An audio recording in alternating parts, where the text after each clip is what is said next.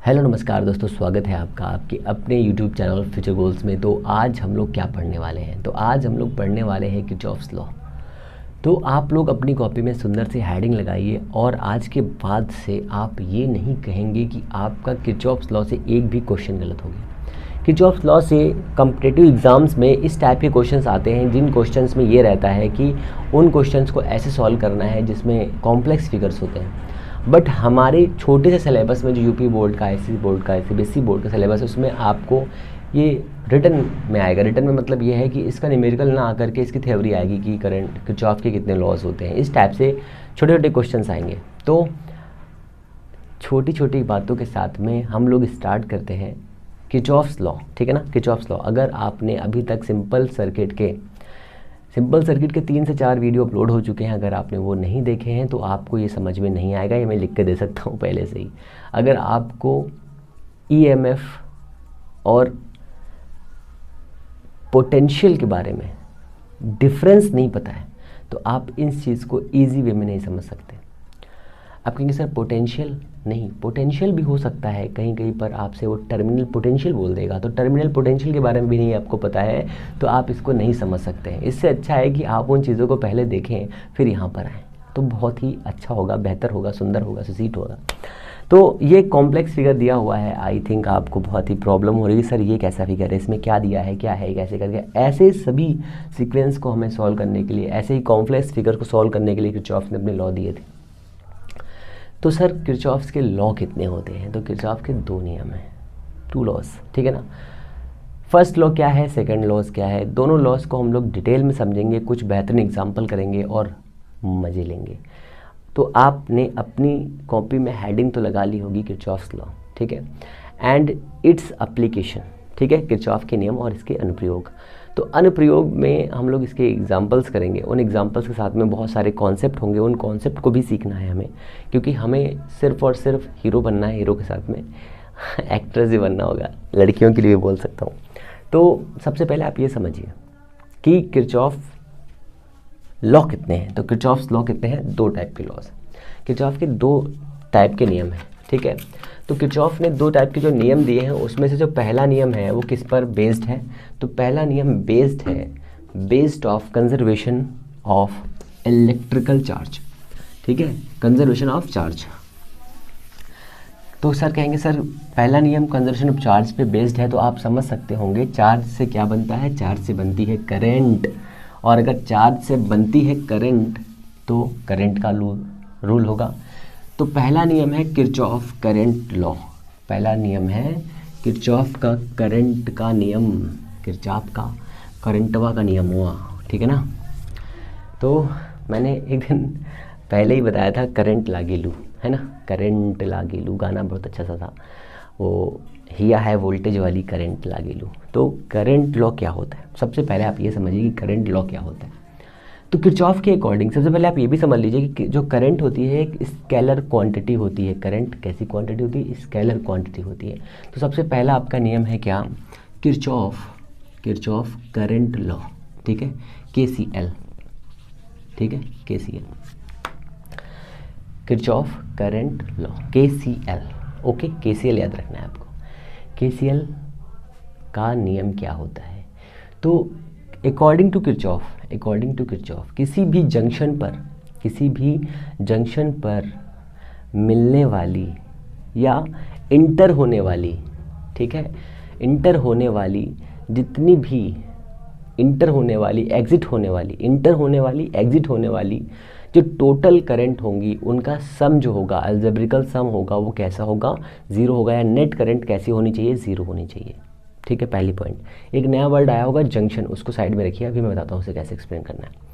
फिर एक आता है दूसरी लैंग्वेज में ये कि किसी भी एक point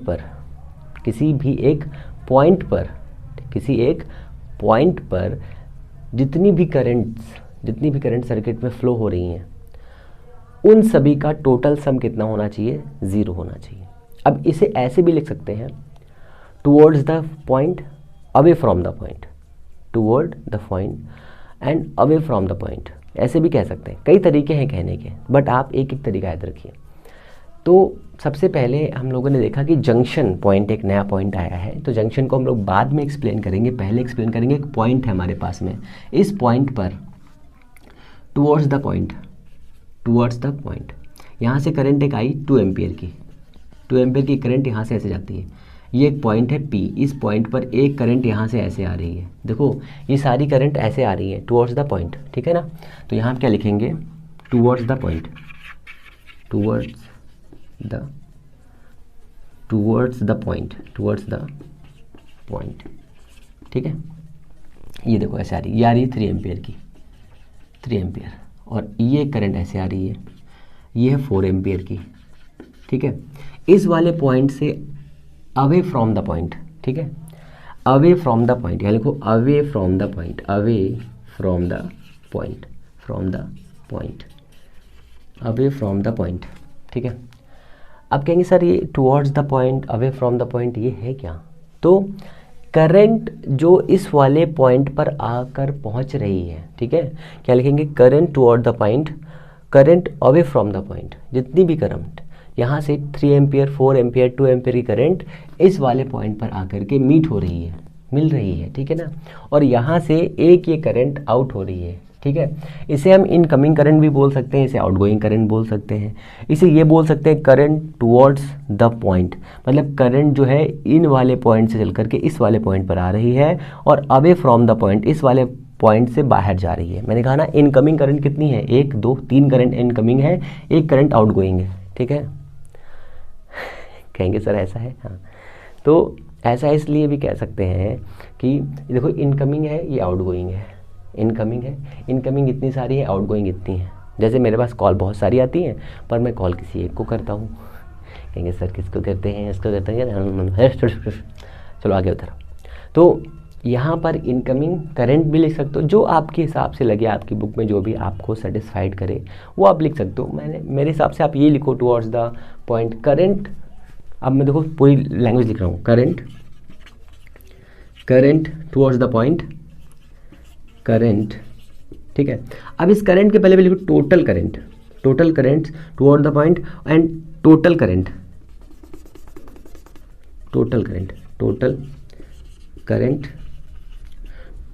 away from the point. समझ में आया कुछ? तो इसको ऐसे लिख सकते हैं हम कि यहाँ से जितनी भी नेट करंट आई है, इनकमिंग करंट, तो यहाँ पर देखो हर टाइप की लैंग्वेज पता होनी चाहिए। Incoming current, incoming current is equal to, यहाँ लगाओ summation, is equal to outgoing current, ठीक है ना, क्लियर हुआ? किरचॉफ फर्स्ट लॉ क्या कहता है, जितनी करंट किसी एक पॉइंट पर आकर के मिलती है उतनी ही करंट, उस करंट का टोटल सम आउटगोइंग पॉइंट से बाहर निकलना चाहिए। पहली rule, total current towards the point, जितनी करंट आ रही, टोटल करंट 3 4 7 2 9 एम्पियर की करंट इस वाले पॉइंट पे आ रही, तो 9 एम्पियर करंट यहाँ से आउट होनी चाहिए। ये किरचॉफ का फर्स्ट लॉ कहता है, ठीक है। अब आता है ये पॉइंट, और एक पॉइंट आया है जंक्शन। किसी भी जंक्शन पर मिलने वाली टोटल करंट, किसी भी जंक्शन पर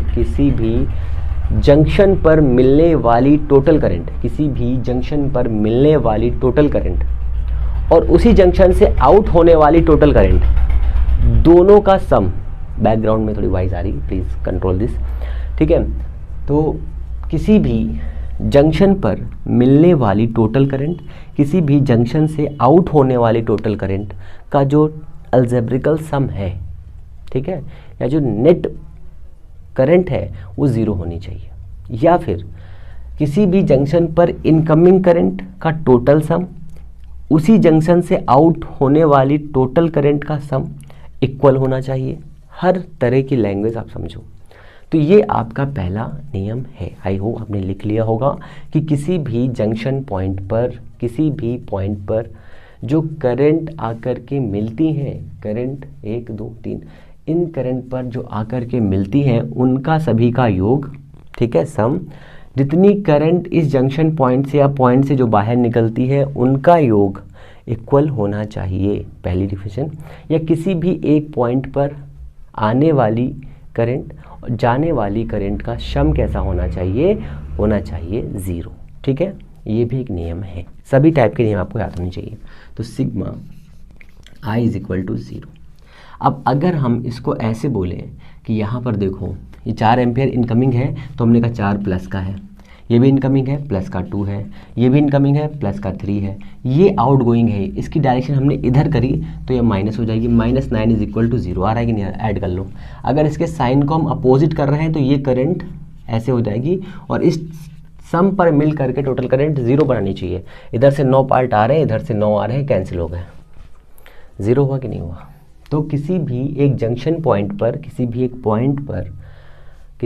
पॉइंट पर आने वाली करंट का सम जाने वाली करंट का सम इक्वल होना चाहिए, पहली लैंग्वेज। या फिर टोटल करंट या नेट करंट 0 होनी चाहिए किसी भी एक जंक्शन पॉइंट पर बहने वाली समस्त धाराओं का बीजगणितीय योग। ठीक है, समस्त धाराओं का टोटल या net current of the whole system.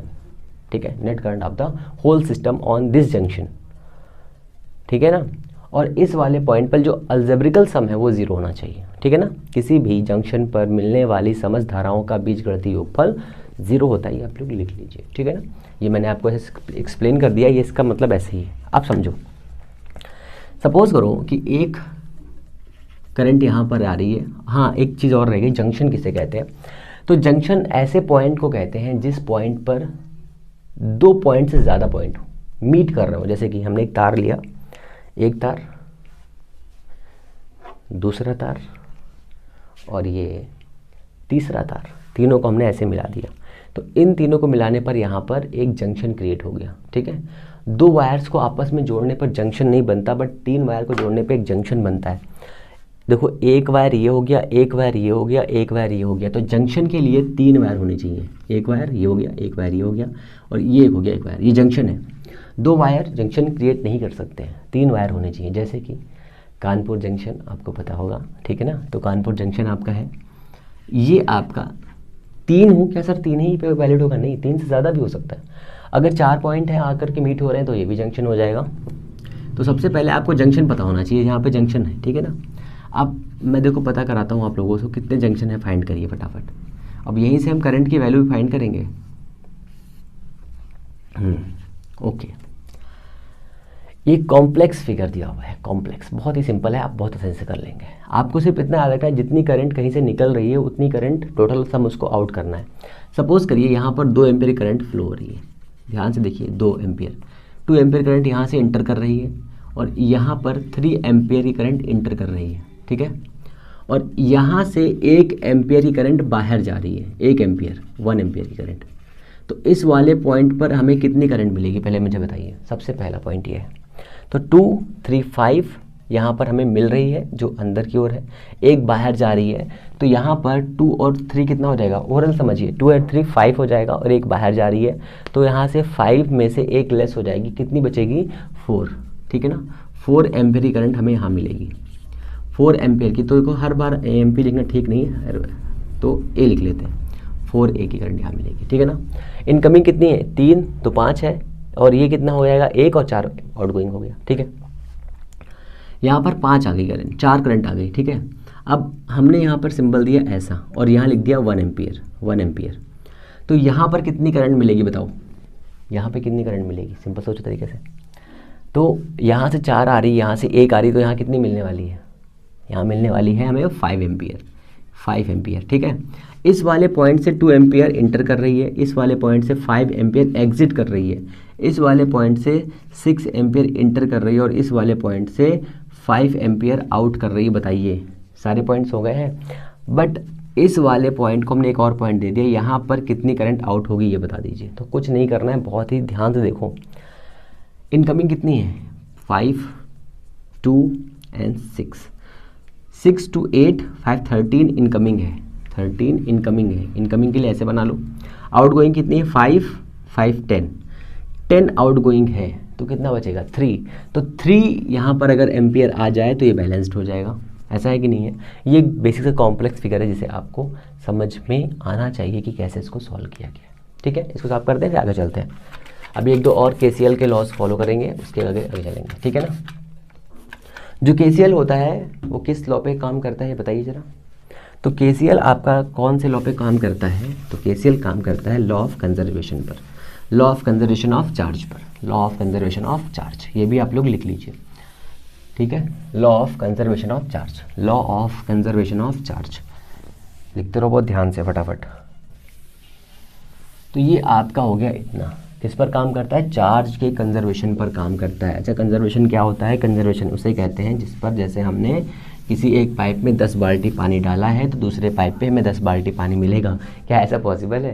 कहेंगे सर नहीं, 9 बाल्टी मिलेगा, एक बाल्टी पाइप में रह जाएगा। वो फ्रिक्शनलेस पाइप होना चाहिए जिस पाइप में करंट 10 बाल्टी का 10 बाल्टी मिले, ठीक है।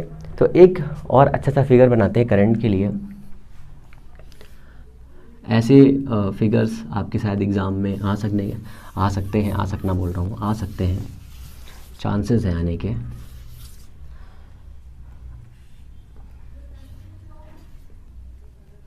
ठीक है।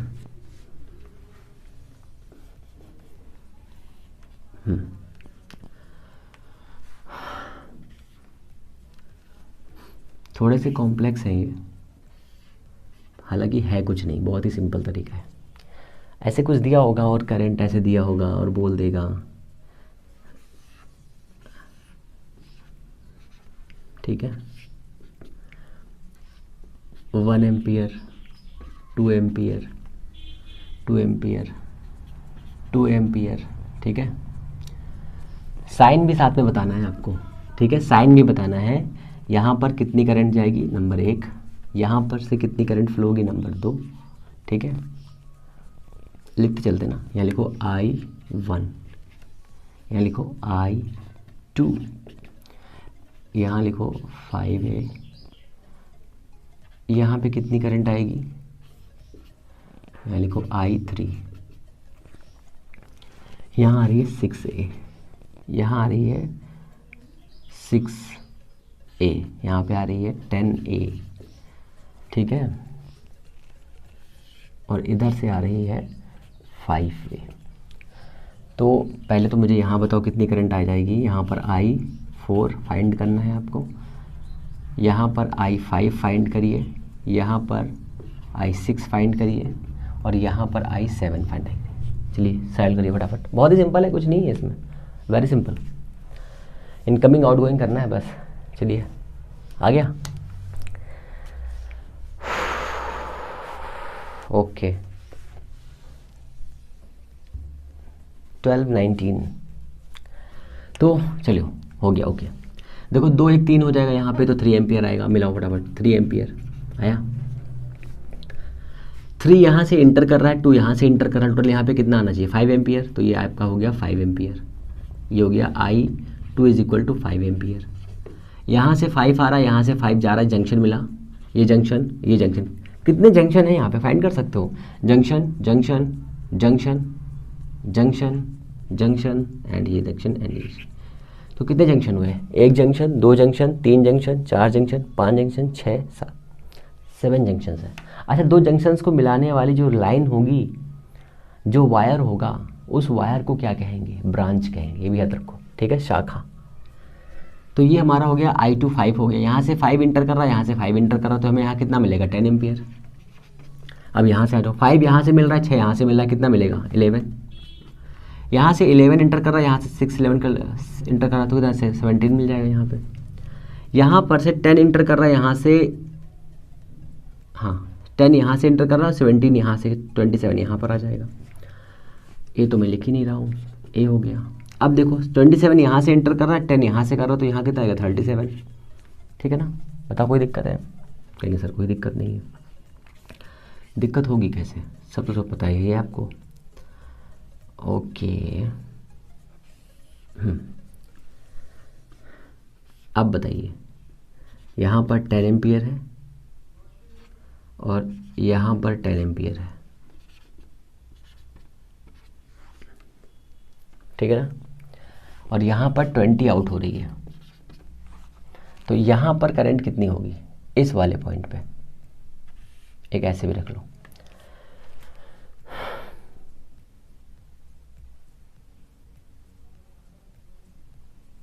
बताइए। यहाँ पर 20 आउट हो रही है, यहाँ से 10 इंटर कर रही है, ठीक है, और यहाँ पे 20 जा रही है। कितनी वैल्यू हो सकती है? पॉसिबल वैल्यू बताइए।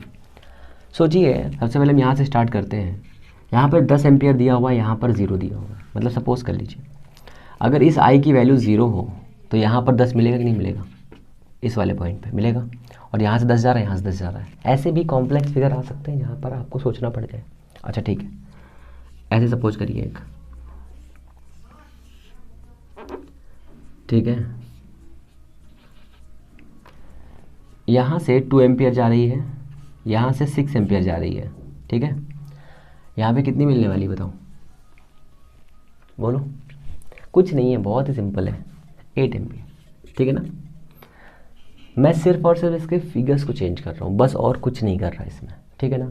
इस क्वेश्चन में ऐसे पूछ सकता था कि यहाँ पर एक जंक्शन दे देगा, ऐसे इंटर करा देगा करंट 6 एम्पियर की, 6 ए की, ठीक है। और यहाँ पर पूछेगा कितनी करंट हमने यहाँ पर फ्लो कराई है। अगर यहाँ पर हमें 20 मिल रही हो एम्पियर करंट, तो कुछ नहीं करना है। देखो यहाँ पर 20 दिया हुआ है, 20, और यहाँ पर 6 दिया हुआ है। यहाँ पे कितनी करंट हो जाएगी बताइए?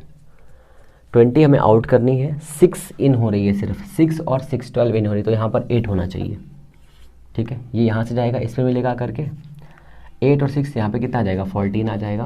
और यहाँ से 6 पहले से आ रहा है, तो ये हो गया 6 14 हुआ कि नहीं हुआ? तो इस टाइप के भी क्वेश्चन आपको आने चाहिए, ठीक है। यहाँ पे जंक्शन बता सकते हैं क्या? बिल्कुल बता सकते हैं। तो ये एक जंक्शन पॉइंट है, एक ये जंक्शन पॉइंट है। इस वाले में बताइए जंक्शन कहाँ पे? एक ये जंक्शन है, एक ये जंक्शन। तो ब्रांच कहाँ है? ब्रांच ये है। यहाँ पे ब्रांच कहाँ है? ये ब्रांच है। क्या ये वाली ब्रांच नहीं है? ये वाली ब्रांच नहीं है, ठीक है। दो जंक्शंस के बीच में ब्रांच होती है, ठीक है। इतना ये भी साथ में लिख लीजिए कि जो केसीएल है, केसीएल जो किरचॉफ फर्स्ट लॉ है, ठीक है, इसे किरचॉफ फर्स्ट लॉ भी कहते हैं, किरचॉफ फर्स्ट लॉ कहते हैं, ठीक है, केएफएल। बेस्ड ऑन चार्ज कंजर्वेशन, ये ज़रूरी पॉइंट है, इसको ऐसे करके लिख लीजिए, बेस्ड ऑन चार्ज कंजर्वेशन, ठीक है, चार्ज कंजर्वेशन। आगे चलिए, इसमें चलते हैं दूसरे वाले पॉइंट पर, जो आपका दूसरा नियम है। उस नियम से पहले थोड़े से बेसिक स्ट्रक्चर पढ़ने ज़रूरी हैं। अगर वो नहीं पढ़े तो आपको चीज़ें समझ में नहीं आएंगी। कहेंगे सर वो स्ट्रक्चर क्या है बताइए। तो स्ट्रक्चर के रूप में आपने जंक्शन पढ़ लिया है, ब्रांच भी आपने पढ़ ली है, ठीक है। आपने सिर्फ नहीं पढ़ा है क्या? आपने सिर्फ नहीं पढ़ा है लूप किसे कहते हैं, ठीक है। तो सिंपल लैंग्वेज में कहें तो जो हमारा क्लोज कर्व होता है उसे लूप कहते हैं, ठीक है। जो सिंपल टर्म्स में कहें, जो क्लोज कर्व होता है उसे हम लूप कहते हैं, ठीक है।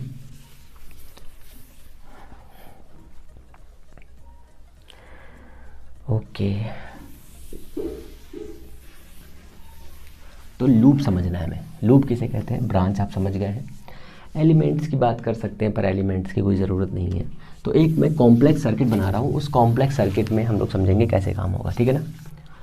तो हमारे पास में अब हमारे पास सेकंड लॉ है क्या? KVL, किरचॉफ वोल्टेज लॉ, या फिर इसे कहते हैं किरचॉफ सेकंड लॉ, ठीक है ना।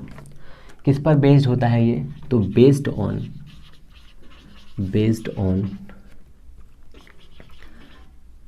कंजर्वेशन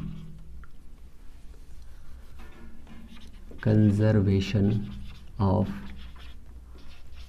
एनर्जी, ठीक है।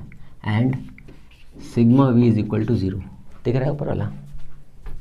बिल्कुल दिख रहा है। Sigma V is equal to 0। V क्या है? वोल्टेज। तो किसी भी सर्किट में प्रेजेंट लूप के अंदर जो वोल्टेज का अलजेब्रिकल सम होता है वो 0 होता है। ये हमें पता करना है, ठीक है ना। तो समझो कैसे। पहले मैं एक लूप बनाता हूँ, एक सर्किट बनाता हूँ। कई टाइप है इसमें, लो टाइप से लेकर के स्टैंडर्ड टाइप और हाई टाइप तक हम लोग चलेंगे, ठीक है। तो आपको परेशान नहीं होना है। तो हमारे पास एक ये सेल है, इस सेल का इंटरनल रेजिस्टेंस है, और इस रेजिस्टेंस के साथ में हमने एक रेजिस्टेंस यहाँ ऐड कर दिया है, ठीक है ना, ये, ठीक है। ये एक रेजिस्टेंस ऐड किया है। हम चाहे तो यहाँ पे 2 रेजिस्टेंस ऐड कर सकते हैं, 3 रेजिस्टेंस ऐड कर सकते हैं, जितने चाहे उतने रेजिस्टेंस ऐड कर सकते हैं। ये हमारे सेल दिया है। इस सेल का जो वोल्टेज है, EMF है, मान लीजिए EMF या वोल्टेज, हाँ EMF लिखिए। EMF इसका कितना दिया है? 5 वोल्ट दिया हुआ है, ठीक है ना, बहुत ज़्यादा है। ये 1 ओम दिया हुआ है, ये 2 ओम दिया हुआ है, ठीक है ना। इसके आगे हमने एक और इसमें रेजिस्टेंस सेट कर दिया है। रेजिस्टेंस सेट करने के साथ में हमने एक सेल लगाया है, इसमें एक सेल लगा दिया ऐसे करके, और सेल के साथ में हमने क्या किया है, यहाँ पे एक इंटरनल रेजिस्टेंस भी सेट किया है ये, और इसको ऐसे ऐड कर दिया, ठीक है। ये हमारा हो गया। अब देखो यहाँ पर जंक्शन कितने हैं, मैंने क्या बताया था, जंक्शन ऐसे पॉइंट्स होते हैं जहाँ पर 3 वायर आपस में कसे गए हों। तो 3 वायर यहाँ पे कसे गए हैं, एक ये 2 जंक्शन हो गए। तो जंक्शन ये हो गया आपका, इस जंक्शन पर आके करंट डिस्ट्रीब्यूट होगी। कुछ पॉइंट याद रखिए, नोट में लिखिए और चाहे लिख लीजिए, नोट 1, ठीक है। अब लिखिए नंबर 1 पॉइंट, जिस सेल से जितनी करंट आप निकालेंगे उस सेल को उतनी ही करंट वापस करनी है हमें। जैसे हमने इस सेल से I1 करंट निकाली है, तो इस वाले सेल में I1 करंट इंटर होनी चाहिए, पहली कंडीशन, ठीक है। इस सेल से अगर हमने I2 करंट निकाली है तो इस सेल के अंदर I2 करंट पास होनी चाहिए, ठीक है। तो ये लिख लीजिए नंबर 1 पॉइंट पे कि जिस सेल से जितनी करंट निकालेंगे उस सेल को उतनी करंट वापस करेंगे, ठीक है। यहाँ पे लिख लीजिए कैलकुलेशन के लिए, फॉर कैलकुलेशन। अब एक आता है कि सर यहाँ पर डायरेक्शन की बड़ा छीछलेदर होती है, मतलब बहुत बेकार टाइप का होता है। तो देखो ये हमारा पोटेंशियल है, ठीक है। ये वाली हमारी पॉजिटिव प्लेट होती है, मुझे पता है, होता ही नहीं होता है। तो ये वाली हमारी पॉजिटिव प्लेट है और ये प्लेट निगेटिव है, ये निगेटिव है। अगर यहाँ पर एक पॉइंट ले और एक यहाँ पर पॉइंट ले, ये पॉइंट है हमारे पास में P और ये पॉइंट है S, ठीक है। तो VP और VS में क्या डिफरेंस कर सकते हैं आप बताइए। तो कहेंगे सर VP का पोटेंशियल हाई है और VS का पोटेंशियल लो है। कैसे मालूम चला? क्योंकि ये निगेटिव है, निगेटिव में पोटेंशियल माइनस में होता है और पॉजिटिव में पोटेंशियल पॉजिटिव में होता है। अगर पॉजिटिव चार्ज है तो उसके पास पोटेंशियल पॉजिटिव और निगेटिव चार्ज है तो पोटेंशियल निगेटिव। तो मान लीजिए ये आपके पास एक लेवल है, इस लेवल पर करंट का फ्लो ऐसे होगा कि नहीं होगा, इधर की तरफ। ये हायर पोटेंशियल है कि नहीं है? तो हायर पोटेंशियल से लोअर पोटेंशियल की ओर जब फ्लो होगा तो VP ज़्यादा होगा VS से, और जो वैल्यू आएगी कैसी आएगी? पॉजिटिव में आएगी। जब आप इस डायरेक्शन में चलेंगे, इस डायरेक्शन में, तो आपको पोटेंशियल को पॉजिटिव लेना है, ठीक है, पॉजिटिव पोटेंशियल लेना है। इसी को उल्टा कर दीजिए, इस डायरेक्शन को उल्टा करिए। तो यहाँ पर अगर निगेटिव कॉमन करते हो जाएगा VS minus VP is equal to negative V। इसका मतलब क्या है? जब आप डायरेक्शन में उल्टा चलेंगे, इस डायरेक्शन में चलेंगे ज़्यादा फोर्स लगेगा, इधर जाएंगे, इस डायरेक्शन के लिए ऐसा है और इसके लिए कैसा है।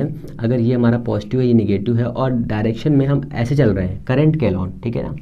यहाँ पर S पॉइंट दिया है और यहाँ पर P पॉइंट दिया हुआ है, तो हमारा जो पोटेंशियल होगा वो निगेटिव होगा, ठीक है। इतना क्लियर है? अब आगे समझिए करंट का फ्लो कैसे होता है। करंट का फ्लो पॉजिटिव टर्मिनल से निगेटिव टर्मिनल की ओर होता है, ठीक है।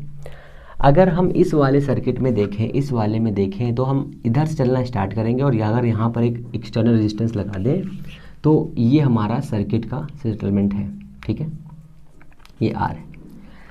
तो करंट इसमें इस डायरेक्शन में फ्लो हो रही है, ऐसे करके हो रही कि नहीं हो रही बताइए? हो रही है। तो इस डायरेक्शन में चलने के लिए, तो यहाँ से जब इंटर करेगी करंट, तो करंट, और ये किसी डायरेक्शन है, ये है डायरेक्शन ऑफ पोटेंशियल, पोटेंशियल की डायरेक्शन है ये, ठीक है। और ये डायरेक्शन किसकी है? Direction of current. कौन सी डायरेक्शन? ये वाली डायरेक्शन जो ऐसे घूम रही है। कैसे घूम रहा है देखो, ये एंटी क्लॉकवाइज है कि नहीं है? तो यहाँ लिखेंगे, ऐसे बना लो, ये, ठीक है ना। अब देखो यहाँ पर जो वोल्टेज है, जो हमने लिया है वोल्टेज, वो इस डायरेक्शन में है कि नहीं है? है। और इसी डायरेक्शन में हमारा करंट भी चल रहा है। तो जब करंट और वोल्टेज दोनों एक डायरेक्शन में होंगे, ठीक है, when current and voltage along to each other, ठीक है ना, दोनों एक साथ होंगे, एक दिशा में होंगे, तो हम जो ये वोल्टेज होगा वो निगेटिव लेंगे, ठीक है ना। इस सर्किट में अगर हम इसको अप्लाई करें तो हो जाएगा V, कैसा? प्लस का है, माइनस का, माइनस का, और प्लस का IR इज इक्वल टू 0, ठीक है। IR क्या होता है? पोटेंशियल होता है कि नहीं होता है? होता है। तो पोटेंशियल अगर ये है तो minus V plus V is equal to हो जाएगा 0, हो जाएगा। तो यहाँ पर क्या है? नेट सम ऑफ पोटेंशियल, या कह सकते हैं total algebraic sum of the potential in any loop is always 0, ठीक है। तो ये हमारा हो गया 0, ये हमारा हो गया 0। ये आपको चीज़ें समझ में आनी चाहिए, सबसे इम्पॉर्टेंट फैक्ट यही है। अगर इस सर्किट की बात करें, अगर इस सर्किट की बात करें तो हमने यहाँ पर एक करंट ऐसे लगा दी, ठीक है, और हम इधर जा रहे थे, ठीक है ना। तो हमारी करंट ऐसे फ्लो होती है और हम जा ऐसे रहे हैं, तो हमने क्या किया, हमने सोचा करंट भी ऐसे फ्लो करा दो। अगर हम करंट को ऐसे फ्लो कराएंगे ऐसे करके, तो देखो ये माइनस से प्लस की ओर जाएगा, इधर की ओर जाएगा, नहीं जाएगा।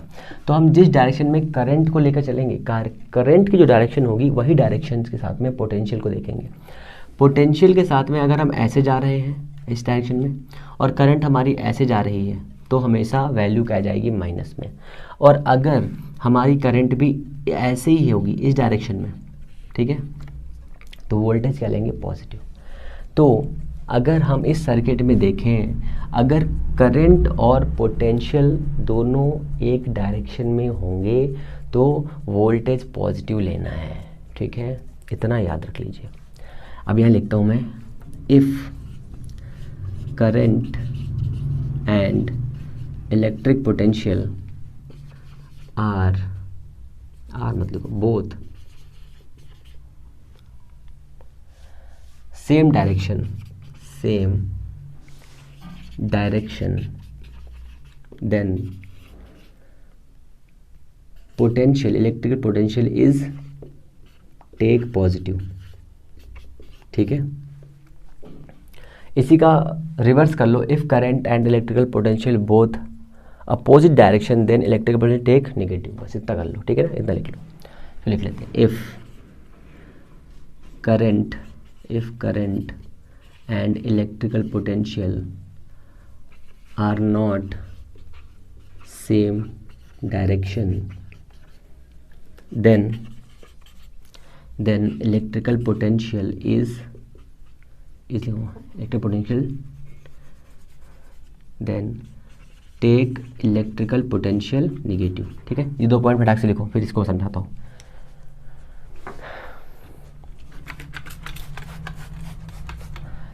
क्योंकि ये ऐसे नहीं कैलकुलेशन पे समझ में आएंगे सवाल, क्वेश्चंस दिए हो ना, इसलिए जब तक क्वेश्चंस नहीं करोगे तो समझ में नहीं आएगा।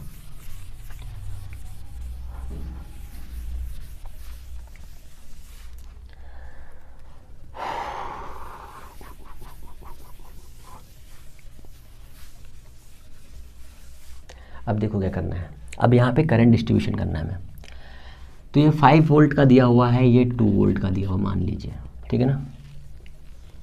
तो यहाँ से पहले सिस्टम में क्या फाइंड करना है, प्रॉब्लम क्या है इसमें, क्या फाइंड करना है, हमें ये फाइंड करना है कि सिस्टम में कितनी करंट फ्लो हो रही है, इस 2 ओम के रेजिस्टेंस में कितनी करंट जा रही है, ठीक है ना, ये आपको फाइंड करना है। तो यहाँ से हमने करंट को आउट कराया I1, ठीक है, यहाँ से I1 करंट निकली, तो इसमें I1 करंट इंटर होनी चाहिए, पहली कंडीशन ये है। जिस सेल से जितनी आप करंट निकालेंगे उस लाइन में, जैसे कि इस लाइन को देखो, जंक्शन यहाँ पर J1 है, जंक्शन यहाँ पर J2 है, इस वाली ब्रांच में इसे क्या कहेंगे, ब्रांच। तो J1A B J2, यहाँ लिखो J1A B J2, J1A B J2 is branch, ठीक है, ब्रांच, ओके। अब किसी भी ब्रांच में करंट की वैल्यू क्या रहती है, सेम रहती है सभी एलिमेंट्स में। तर एलिमेंट्स क्या है, ये एलिमेंट है, ये एलिमेंट है, और तो कुछ है ही नहीं। यहाँ पर सिर्फ कंडक्टर दिया, ये वायर है, ये सब वायर है, ये हमारे क्या है, एलिमेंट, ये हमारा क्या है, एलिमेंट, ठीक है ना। तो इस पाथ में J1A B J2 पाथ में करंट की वैल्यू सेम रहेगी। तो यहाँ पर कितनी करंट रहेगी, I1, यहाँ पे कितनी करंट जाएगी, I2, ठीक है। कहेंगे सर ठीक है। दूसरा जंक्शन कहीं दिख रहा है, बिल्कुल दिख रहा है। एक जंक्शन ये भी तो है सर, और एक जंक्शन ये भी है, ऐसा है क्या, नहीं। जंक्शन पॉइंट हो गया, ये हमारी ब्रांच है, और ये भी एक ब्रांच है, और ये भी एक ब्रांच है, 3 ब्रांच है हमारे पास में, यहाँ पे 3 ब्रांच, ठीक है ना। मैंने क्या बोला अभी, यहाँ पे लिखो,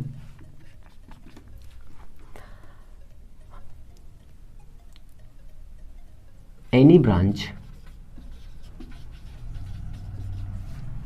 हैव, नहीं ईच लिखो, ईच ब्रांच है ना, each branch have same current, मतलब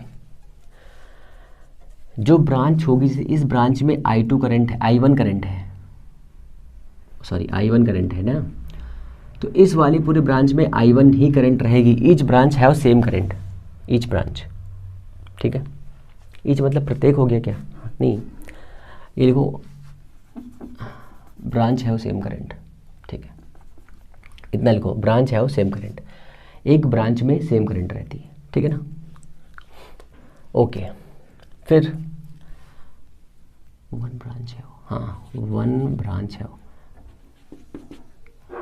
ब्रांच 1 है ना, ये वन। ब्रांच 2 में आ जाओ, ब्रांच 2, ब्रांच 2 कौन सी है, ब्रांच 2 है J1 ABCD, तो ये हो जाएगा J1CD J2 हैव करंट,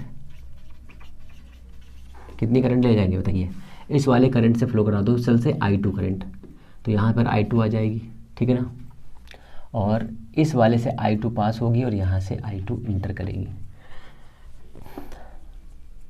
कौन सी करंट निकलेगी, I1 करंट, करंट I1 यहाँ लिख लिया, यहाँ लिखो करंट I2, करंट I2, ठीक है ना।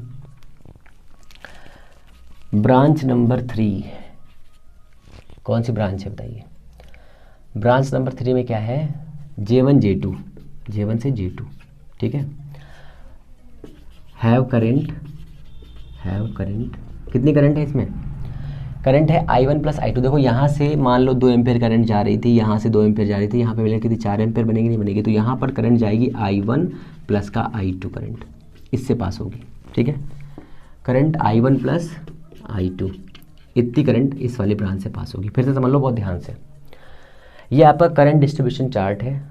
चार्ट में क्या होता है, आपको सबसे पहले जंक्शन को डिवाइड करना होगा, जंक्शन के बाद में ब्रांच देखनी होगी। एक ब्रांच में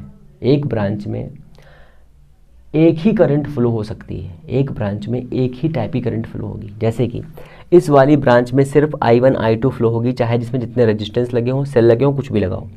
इस ब्रांच में J1 A B J2 वाली ब्रांच में सिर्फ I1 करंट फ्लो होगी, चाहे इसमें 10 सेल लगे हों, ठीक है, चाहे से 50 सेल लगा दिए जाए, ठीक है।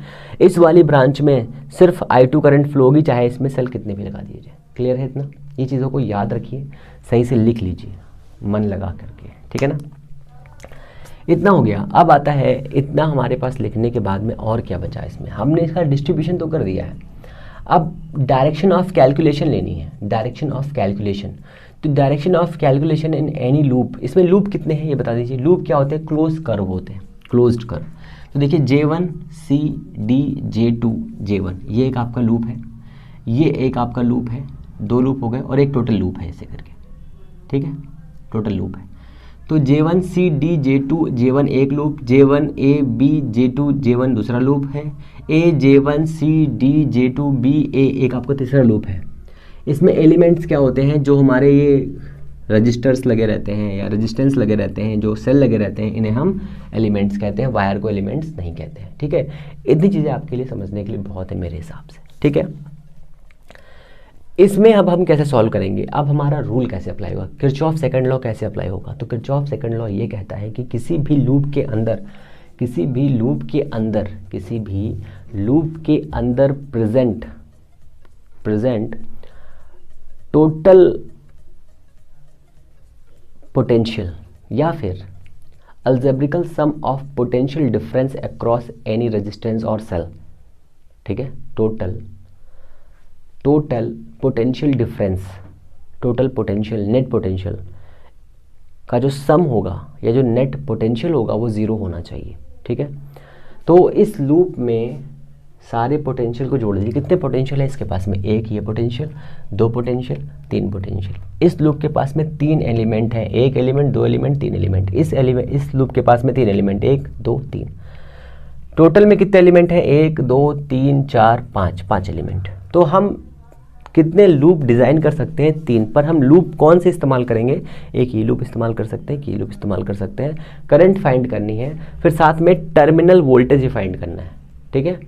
इस सेल का टर्मिनल वोल्टेज भी ज्ञात करना है, इसका भी ज्ञात करना है, ठीक है ना। सबसे पहले हम लूप लेते हैं एक, कौन सा, J1, ये हमारा है J1, यहाँ पे एक रेजिस्टेंस लगा हुआ है ना, इसमें करंट फ्लो हो रही है, इसका रेजिस्टेंस कितना है, 2 ओम है, और यहाँ पे करंट है I1 प्लस I2, ठीक है। यहाँ पे एक सेल लगा हुआ है, यहाँ पे एक रेजिस्टेंस लगा हुआ है और इसको ऐसे ऐड कर दिया गया है। यहाँ से करंट फ्लो हो रही है I2, ठीक है, बहुत ध्यान समझो। I2 यहाँ पर है 2 वोल्ट, यहाँ पर कितना है, यहाँ लिख लो 1 ओम, ठीक है ना, 1 ओम, ठीक है। इतना रेजिस्टेंस है, इतनी करंट फ्लो हो रही है, करंट डायरेक्शन ये है और ये यहाँ पर आ रही है, ठीक है।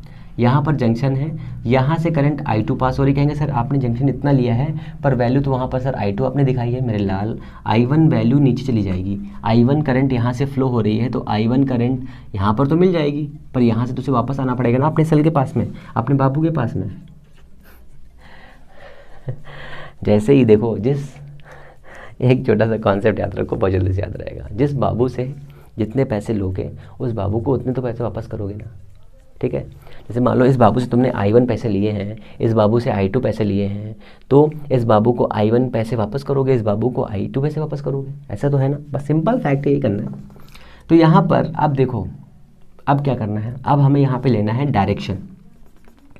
अब हमें यहाँ लेना है डायरेक्शन 2 ओम I1 प्लस I2। अब हमें यहाँ लेना है डायरेक्शन किसकी, करंट की डायरेक्शन। तो हमें पता है क्या हम करंट के अलोंग चल के काम कर सकते हैं, बिल्कुल कर सकते हैं। तो हमें देखो करंट की डायरेक्शन कैसी है, यहाँ पर एंटी क्लॉकवाइज है कि नहीं है। घड़ी आपकी होती है, घड़ी में यहाँ 12 होता है, यहाँ पर 6 होता है, यहाँ पर 3 होता है, यहाँ पर 9 होता है, ठीक है ना। बहुत सारे बच्चे होते हैं जिनको क्लॉकवाइज और एंटी क्लॉकवाइज नहीं पता होता है। तो ये देखो 12 से 1 की ओर जाएंगे, 1 से 2 की ओर जाएंगे, 2 से 3 की ओर जाएंगे, तो इसे कहते हैं क्लॉकवाइज, क्लॉकवाइज, ठीक है ना। और इसमें देखो क्या हम ऐसे घूम रहे हैं, ऐसे करके नहीं घूम रहे ना, ऐसे करके हम ऐसे घूम रहे हैं उल्टा, 12 से 9 की तरफ जा रहे हैं, 12 से 9 की तरफ जा रहे हैं। तो यहाँ पर ये हमने लिया लूप की डायरेक्शन या डायरेक्शन ऑफ कैलकुलेशन, ठीक है।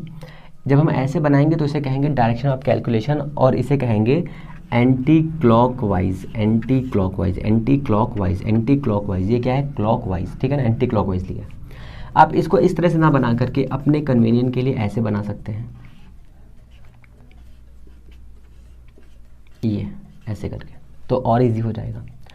अब देखिए आप किस डायरेक्शन में चल रहे हैं, आप करंट के साथ में चल रहे हैं, ठीक है ना। तो करंट के साथ में चल रहे हैं, तब आप यहाँ से चलना है, कहीं से स्टार्ट कर लीजिए, यहाँ से चलना स्टार्ट करिए, इस वाले पॉइंट से, इस वाले पॉइंट से यहाँ पर आए I2 करंट के साथ में, यहाँ पर 2 ओम दिया हुआ है। तो यहाँ पर पोटेंशियल डिफरेंस कितना होगा बताइए, यहाँ पे पोटेंशियल ज़्यादा होगा, यहाँ पे पोटेंशियल कम होगा, तो पोटेंशियल कैसा आएगा, पॉजिटिव। तो पॉजिटिव के साथ में कितना आएगा, 2 दिया है, तो यहाँ पर पोटेंशियल कितना हो जाएगा, I1 प्लस I2 इंटू 2 हो जाएगा। यहाँ पर कोई रेजिस्टेंस है नहीं, यहाँ पर I2 के साथ वापस आए हैं, यहाँ पर पोटेंशियल ज़्यादा होगा, यहाँ पर पोटेंशियल ज़्यादा, यहाँ पर कम, यहाँ पर कैसा पोटेंशियल आएगा, कैसा आएगा, पॉजिटिव। तो यहाँ पर कितनी करंट है, I2, यहाँ पर R कितना है 1, तो कितना हो जाएगा प्लस का I2 इंटू 1, ठीक है, हो जाएगा। अब समझो ये वैल्यू नीचे लिख रहे हैं, ठीक है ना, I1 plus I2 into 2 plus का I2 इंटू 1, ठीक है। अब देखो हमने क्या बताया था, जब हम वोल्टेज के इस डायरेक्शन में चलेंगे तो पॉजिटिव लेंगे, जब इधर से चलेंगे तो क्या लेंगे, माइनस। तो यहाँ पर देखो यहाँ से माइनस होगा कि नहीं होगा, इस तरफ चलेंगे नहीं चलेंगे, तो ये हो गया माइनस। तो माइनस का कितना है 2 वोल्ट इज इक्वल टू 0, तो 2 वोल्ट के लिए 2 लिखेंगे इज इक्वल टू 0। यहाँ पे सॉल्व करेंगे तो कितना आ जाएगा, 2I1 प्लस 2I2 प्लस का I2 इज इक्वल टू 2। तो ये कितना बनाएगा, ये बनाएगा 3I2, ये हो जाएगा 2I1 प्लस का 3I2 is equal to 2 volt. 2 equation number 1 दिख रहा है कि नहीं दिख रहा है, ये वाली दिख रहा है कि नहीं दिख रहा है भैया, बिल्कुल सुंदर दिख रहा है। अब उसको मैं साफ़ करता हूँ तब आपको चीज़ें अच्छी तरह से समझ में आएंगी, ठीक है ना, क्योंकि इसकी ज़रूरत ना है। अच्छा चलो इतना हो गया।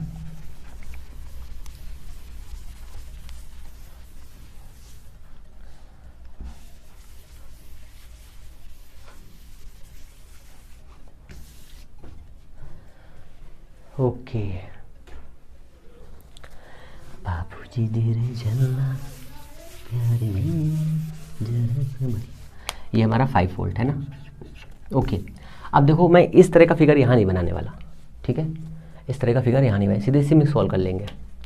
अब इस वाले लूप में देखो यहाँ पर करंट कितनी है, I1 प्लस का I2 इस डायरेक्शन में करनी जा रही है। तो हम यहाँ पर करंट की डायरेक्शन कैसे लेंगे, ये हमने लूप बनाया और लूप में हमने डायरेक्शन ले ली इधर। ये कौन सी डायरेक्शन है? क्लॉकवाइज। तो हमने लिखा क्लॉकवाइज। यहाँ पर क्या लिखा था? Anti clockwise. ठीक है ना।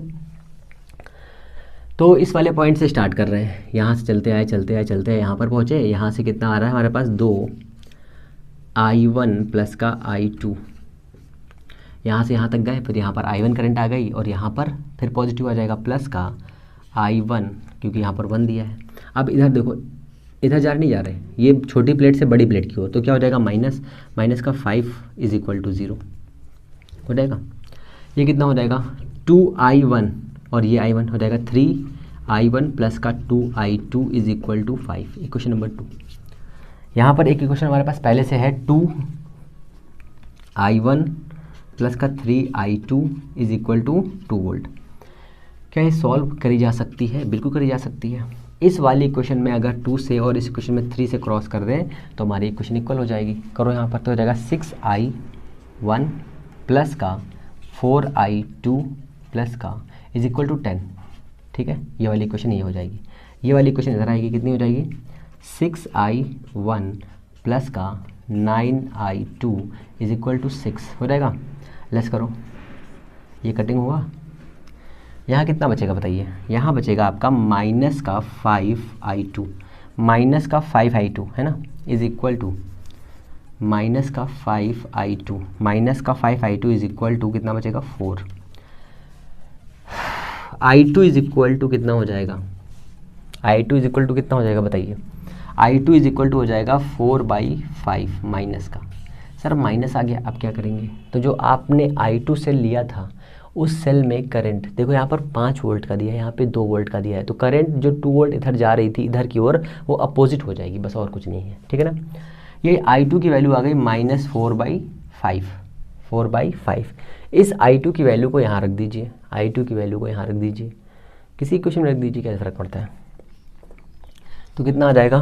2I1 2 इंटू I1 प्लस का 3, I2 कितना है? माइनस का 4, तो हो जाएगा माइनस का 4/5 इज इक्वल टू, किस में रखना है? इस इक्वेशन में रखना है, इज इक्वल टू 2। ठीक है, कितना हो जाएगा? ये हो जाएगा आपका कितना? 12। ये हो जाएगा तुम्हारा आपका कितना? 2I1 is equal to 2 plus का 12/5, ये हो जाएगा 2.4, ये आ जाएगा 4.4। ठीक है ना। हाँ 4.4। I1 is equal to 2.2, I1 is equal to 2.2, I1 is equal to 2.2। तो इस सर्किट में, जो ये सर्किट हमने बनाया है, इस सर्किट में I1 की वैल्यू कितनी हो जाएगी? सब साफ करते फिर लिखते हैं ना। अब बस क्वेश्चंस देखने हैं, बस और कुछ नहीं करना है भैया, ओनली क्वेश्चंस। तभी समझ में भी आएगा, नहीं तो समझ में कुछ नहीं आएगा आप लोगों को। ये भी समझ लो, लिख के रख देते हैं।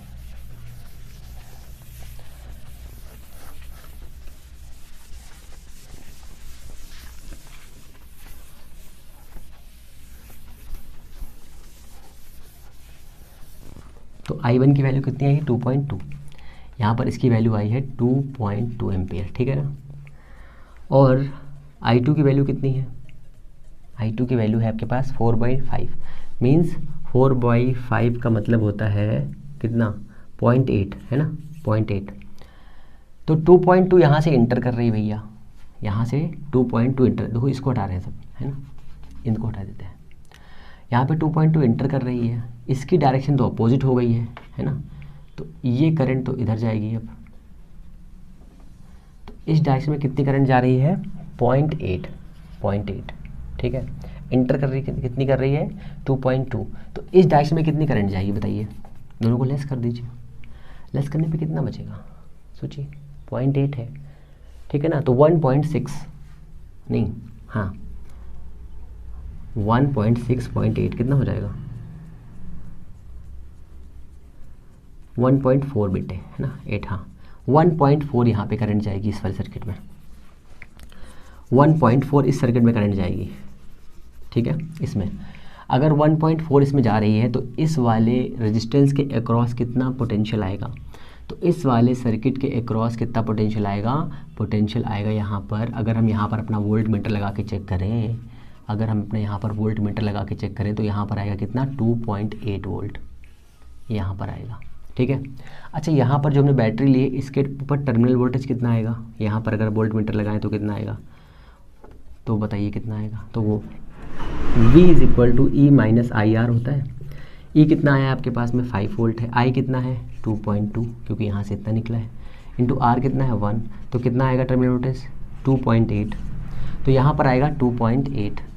आया कि नहीं आया, देखिए आया आया आया आया आया आया, ठीक है ना, इतना हो जाएगा, सही ना, 2.8 2.2 2.8, हाँ 5 ओके। ऊपर वाले सेल के पास कितना पहुँचेगा टर्मिनल वोल्टेज बताइए यहाँ पर, तो इसके पास हो जाएगा 2 माइनस का और ये प्लस हो जाएगा 0.8, तो कितना आएगा 2.8, इसके पास भी आएगा। क्यों, अच्छा सबके पास पोटेंशियल सेम क्यों है, समझ सकते हो, नहीं समझ सकते हो। देखो ये सभी कैसे जुड़े हुए हैं, कैसे पैरेलल है कि नहीं है, पैरेलल पोटेंशियल क्या होता है, सेम होता है कि नहीं होता है, वही आया। तो चीज़ें इस हिसाब से होंगी। अब सवाल नंबर 2 पे पहुंचिए। टाइप 1 था, बहुत ही सिंपल क्वेश्चन था, इतना टाइम लग गया समझ लो। जो हार्ड क्वेश्चन होगा उसमें क्या होगा, उसमें तोते उड़ जाएंगे। तो सबसे पहले क्या करना है, जिस सेल से जितनी करंट निकालनी है उस सेल को उतनी करंट देनी है, ठीक है। करंट देने के बाद में लूप डिसाइड करने हैं कि कौन सी लूप में कितनी करंट फ्लो हो रही है, ठीक है। साथ में फिर ये पता करना है कि जो लूप हमने लिया है उस लूप में जो ब्रांच दी है उस ब्रांच में कितनी करंट किस एलिमेंट से पास हो रही है, और उसके साथ में पोटेंशियल निकालना है, बस और कुछ नहीं, ठीक है। तो क्वेश्चन नंबर 2 पे चलते हैं, फिर आगे समझेंगे आगे चीज़ों को। तो हमारे पास एक क्वेश्चन है सिंपल सा, ये तो हम लोगों ने कर लिया है, टाइप 2 हम लोगों ने कर लिया है। उसी टाइप 2 में थोड़ा सा एक और क्वेश्चन बढ़ा लेते हैं, थोड़ी सी ज़्यादा कैलकुलेशन होगी, बस और कुछ नहीं। यहाँ पर एक सेल लगा हुआ है, यहाँ पे एक रेजिस्टेंस लगा हुआ है, ठीक है, और इसको हमने ऐसे बढ़ा दिया है। यहाँ पे एक रेजिस्टेंस लगा हुआ है, यहाँ से एक रेजिस्टेंस यहाँ पे लगा दिया है, यहाँ पे एक रेजिस्टेंस लगा दिया है, ठीक है, और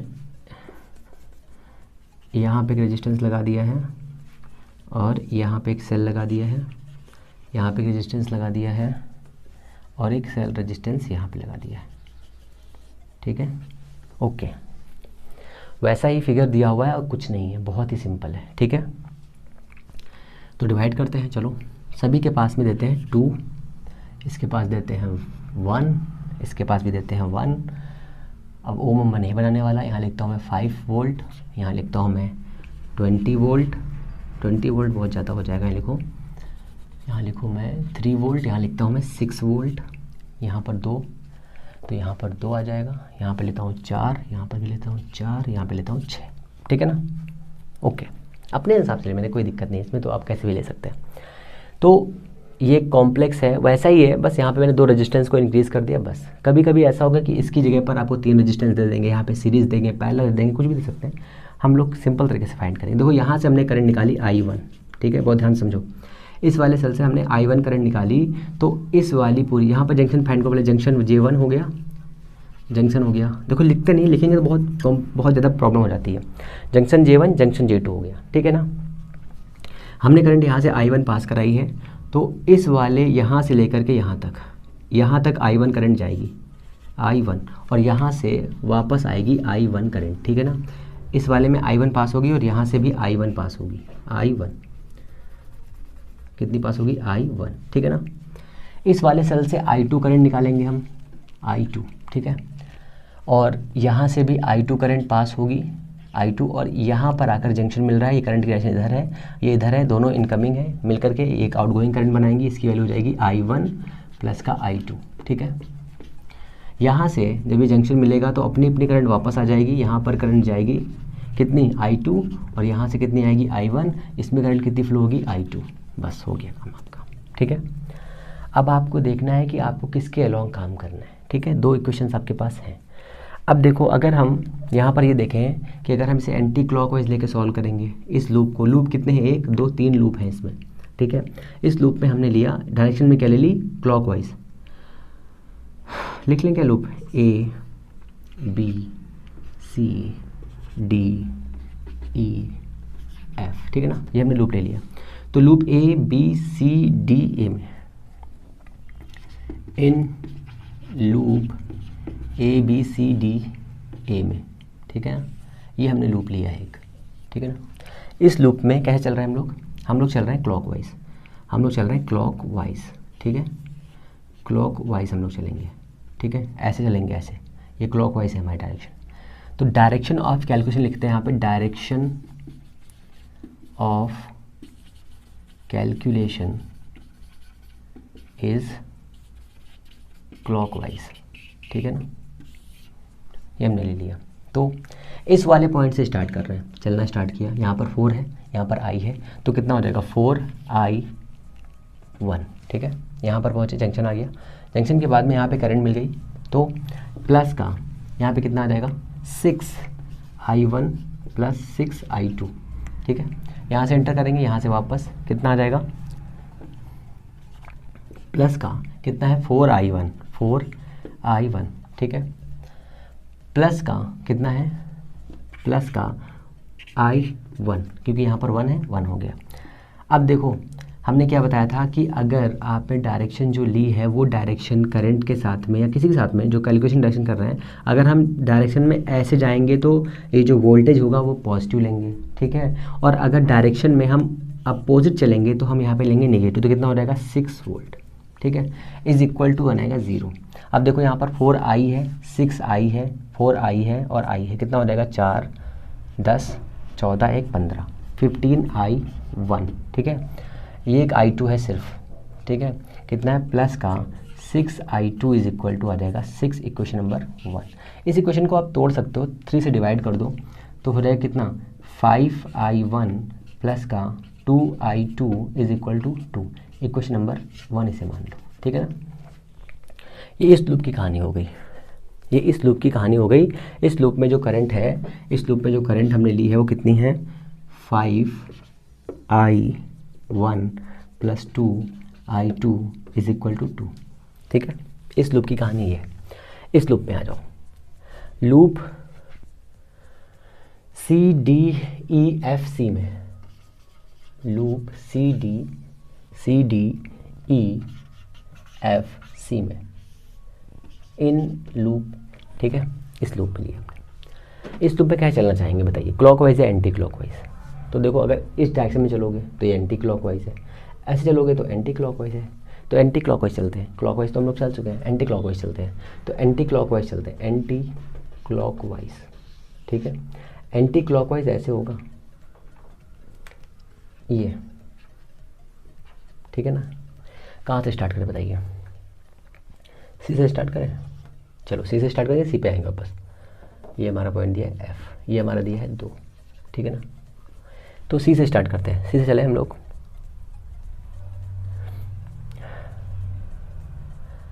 ओके। तो एंटी क्लॉकवाइज चलने में बहुत सारी प्रॉब्लम्स आएंगी। सबसे पहली प्रॉब्लम ये कि देखो हम चल इस डायरेक्शन में रहे, हम जा इस डायरेक्शन में रहे हैं और करंट इधर है, तो पोटेंशियल कितना हो जाएगा नेगेटिव, तो नेगेटिव का i1 i2 कितना है यहाँ पे 6,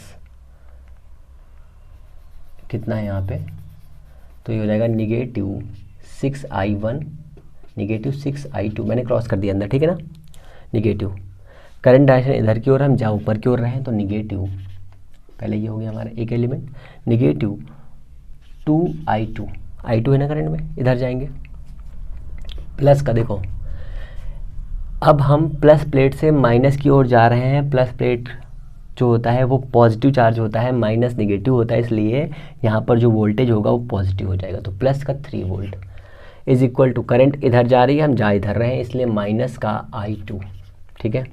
अब हम इधर आ रहे हैं, करंट ऊपर जा रही है, हम नीचे रहे हैं, इसलिए माइनस का कितना है यहाँ पे 2i2 दिख रहा है साइड वाला, हाँ दिख रहा है, ओके 2i2। अब सारे हम सी पर पहुँच गए, फाइनली हो गया 0, कितना क्लियर है।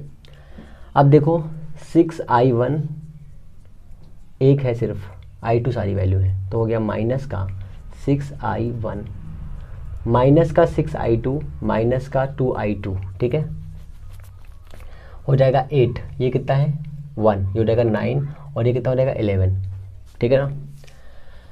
6 to 8, 8 and 1 9, 9 and 2 11, तो ये हो जाएगा माइनस का 11i2 plus 3 is equal to 0। ये आ जाएगा कितना, 6 माइनस कॉमन कर लो, 6i1 प्लस का 11i2 इज इक्वल टू 3। ठीक है, आधे लोग के तो इसे मुँह फूल के होंगे कि सर यहाँ पे +3 कैसे आ गया, मेरे लाल माइनस कॉमन करोगे तो प्लस प्लस माइनस होगा, ये माइनस आगे इधर लेकर चले, इक्वेशन नंबर 2 ये बन गई। ठीक है, 2 इक्वेशन आपके पास मिल गई हैं, करंट आपको निकालनी है। अब सोचिए, तो 5i1 प्लस एक सेकंड, देखो यहाँ पे 5i1 दिया है, यहाँ पे 6 दिया है, यहाँ पे 11, यहाँ पे 2 दिया है। ऐसा करें ना, इसमें 5 से मल्टीप्लाई कर दें, 11 से मल्टीप्लाई कर दें, इसमें क्या करते हैं, इस वाले इक्वेशन में 6 से मल्टीप्लाई कर देते हैं। ठीक है, 6 से मल्टीप्लाई करेंगे तो आएगा 30i1 प्लस का 12i2 is equal to 12, equation number 3।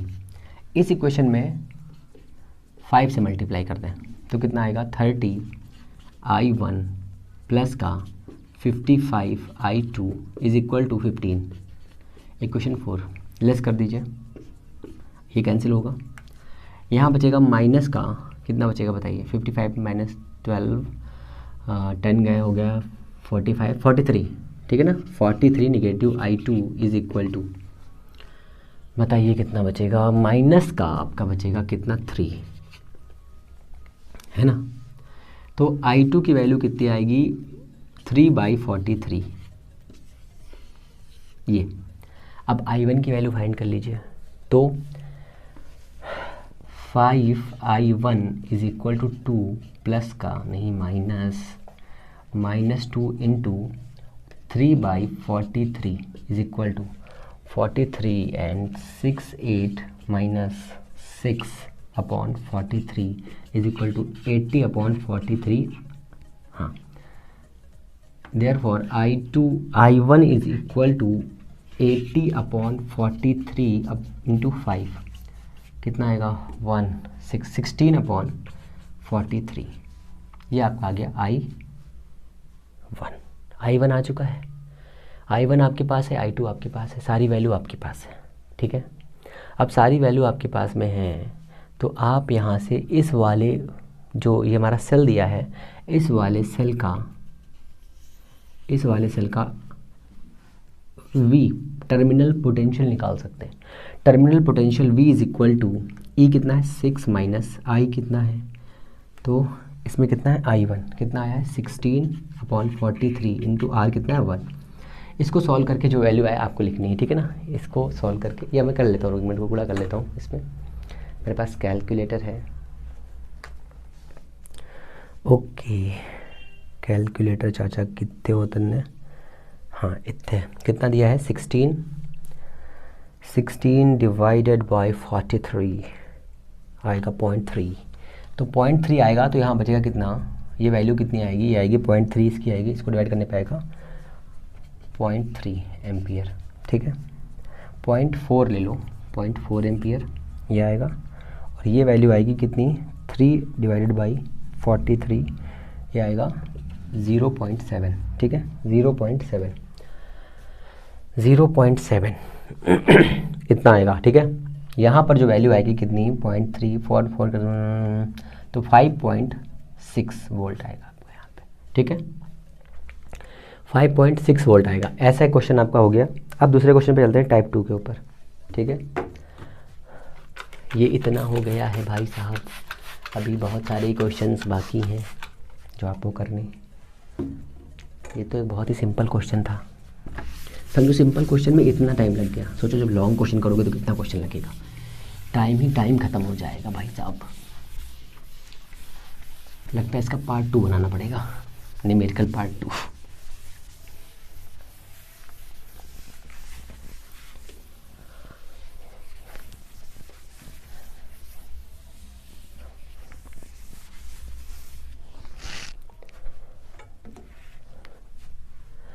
Okay.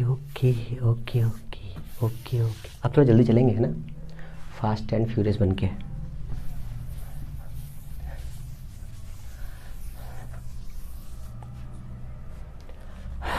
समझो भैया, यहाँ पे एक सेल लगाया हमने, ठीक है, यहाँ पे एक रेजिस्टेंस लगा हुआ है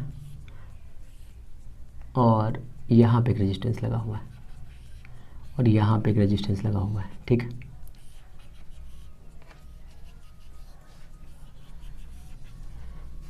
और यहाँ पे एक सेल लगा हुआ है, ठीक है।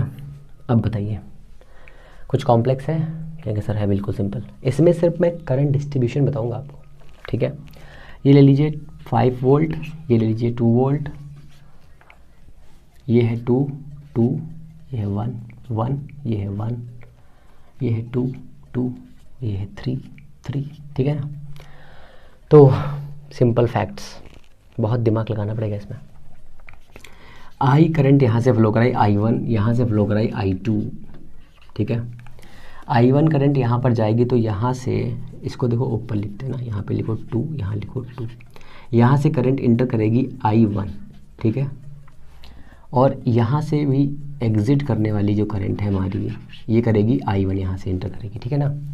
इसमें से यहाँ से जो करंट है कितनी है, I2 इंटर करनी चाहिए, यहाँ से एग्ज़िट कर रही तो करंट, ठीक है। इस वाले पार्ट में थोड़ा सा कन्फ्यूज़न है। कन्फ्यूज़न कैसे, समझो। अगर हम यहाँ से करंट I1 को फ्लो करा रहे हैं, यहाँ पर जंक्शन है, और यहाँ से I2 फ्लो करा रहे हैं तो यहाँ पे जंक्शन है, ठीक है। और हमें यहाँ पर I1 करंट वापस भी चाहिए, और I2 अगर मान लो यहाँ पर हम इस I1 करंट को 2 भागों में तोड़ रहे हैं, I1 को 2 भागों में तोड़ रहे हैं, एक इधर एक इधर, ठीक है। तो इधर से भी करंट आएगी, वो भी इधर जानी चाहिए, जाना चाहेगी, नहीं जाएगी, बिल्कुल जाएगी।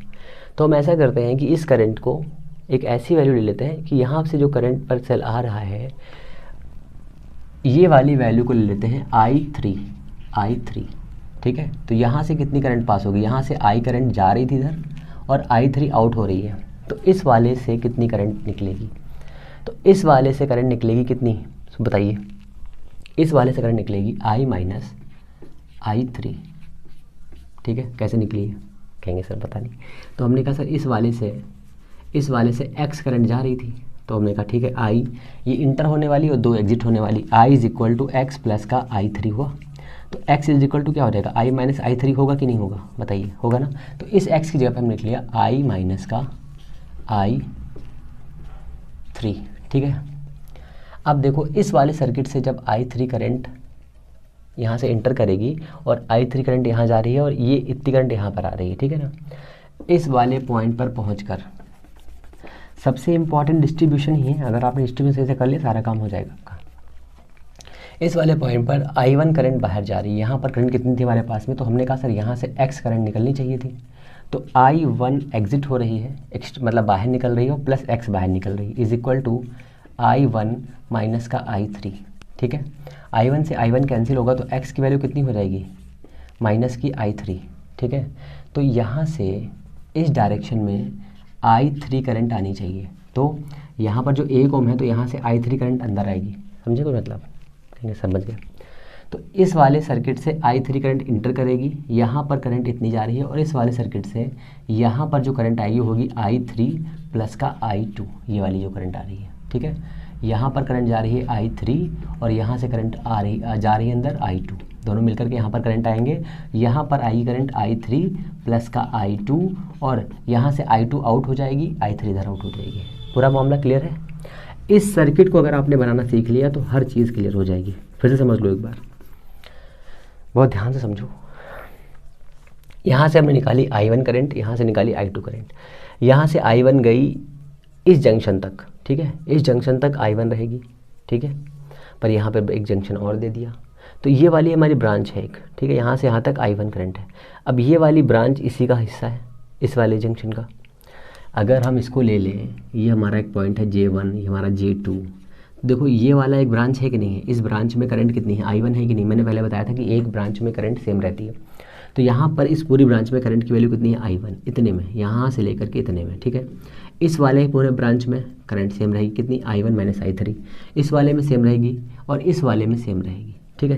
कितने जंक्शन है, 1 2 3 4 जंक्शन है, ठीक है। अब दोबारा समझो, यहाँ से हमने I1 करंट पास कराई थी, यहाँ से हमें I1 करंट लेनी है वापस। तो हमने क्या किया, इसको दो भागों में तोड़ दिया, एक I3 करंट को आगे जाने दिया और I1 माइनस I3 करंट जो बचेगी करंट यहाँ से भेज दिया। यहाँ से जो बचने वाली करंट है वो I1 करंट वापस जाएगी और यहाँ से जो I3 आ रही थी इंटर होकर के साथ में, वो I3 यहाँ पर आगे बढ़ गई और इस वाले पॉइंट पर पहुँच करके I3 और I2 मिल करके यहाँ तक आएंगे, क्योंकि I2 को यहाँ से बाहर निकलना है, I3 को यहाँ से बाहर निकलना पड़ेगा, तभी ये बैलेंस हो पाएगी। क्लियर है इतना? अगर ये चीज़ आपको समझ में आ गई तो हर चीज़ इक्वल हो जाएगी। अब समझिए यहाँ पर बहुत ही सिंपल फैक्ट के साथ में, अब आपके पास एक ये लूप है, एक ये लूप है, एक ये लूप है, तो loop number 1, loop number 2, loop number 3। तो लूप नंबर 1 अप्लाई कर लीजिए। कैसे साइड लेना है बताइए, क्लॉकवाइज या एंटी, जैसे आप चाहो वैसे ले सकते हो, कोई दिक्कत की बात नहीं। क्लॉकवाइज ले लेते हैं ना, क्लॉकवाइज। तो लेते हैं क्लॉकवाइज, क्लॉकवाइज लिया हमने इस लूप को, ठीक है ना, क्लॉकवाइज। तो क्लॉकवाइज जब लेंगे तो इधर से चलना स्टार्ट करते हैं इस वाले पॉइंट से, तो यहाँ से यहाँ तक गए, कितना आया हमारे पास आया कितना, 2I1 पॉजिटिव, ठीक है। नीचे आए, इस पर आएंगे तो किधर आएंगे, नीचे की तरफ, तो कितना हो जाएगा, प्लस का 3I1 माइनस का I3, ठीक है। यहाँ से इस सेक्शन पे आएंगे, इधर जाएंगे क्योंकि ये लूप हमारे पास है, ठीक है, प्लस का 2I1। अब बताइए, देखिए माइनस से प्लस की ओर जा रहे हैं इधर, तो क्या होगा, प्लस या माइनस, तो माइनस हो जाएगा, -5 इज इक्वल टू 0। तो यहाँ से देखो 2I दिया है, 3I दिया हुआ है और 2I दिया हुआ है, 2 2 4 3 7I1 माइनस का 3I2 3I3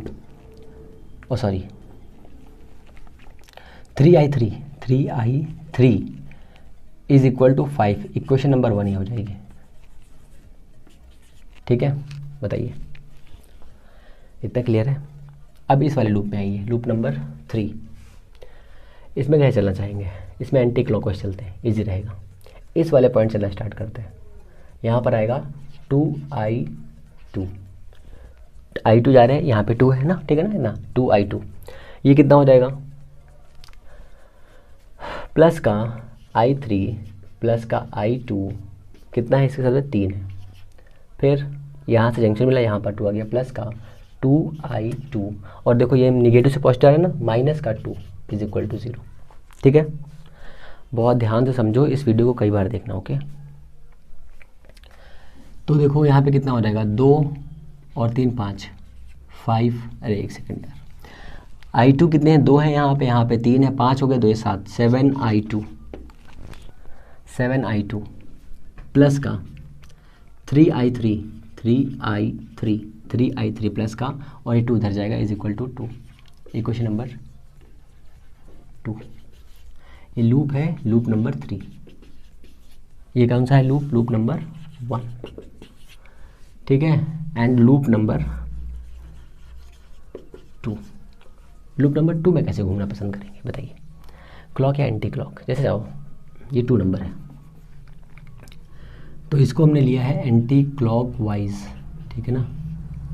ये लिया है क्लॉकवाइज, ये लिया है एंटी क्लॉकवाइज। इसको लेते हैं क्लॉकवाइज, ठीक है, ओके। जब क्लॉकवाइज लोगे तो देखो यहाँ पर 1 दिया हुआ है, इस वाले से वैल्यू क्रॉस करो तो कितना हो जाएगा, I3, इस वाले में 1 क्रॉस होगा, I3 हो जाएगा। यहाँ पे इंटर करो, कितना हो जाएगा, प्लस का 3I3 प्लस का I2, ठीक है। यहाँ से इंटर होते हुए यहाँ पर पहुँचो, यहाँ पे डायरेक्शन सेम है, प्लस का कितना हो जाएगा, ये 1 है ना, हाँ, I3 हो जाएगा।